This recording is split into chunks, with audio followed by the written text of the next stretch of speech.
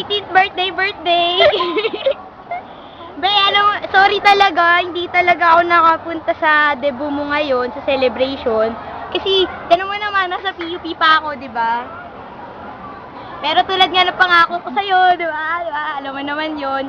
Hindi man ako makapunta sa celebration mo, makikita mo pa rin yung mukha ko ngayong Sabado. Di ba? At least nakita mo, hindi nga lang whole body. Pero, basta be, hindi nakita pa. Basta be, I wish you all the best. Good luck. Direct ano sa'yo? Hindi. God bless.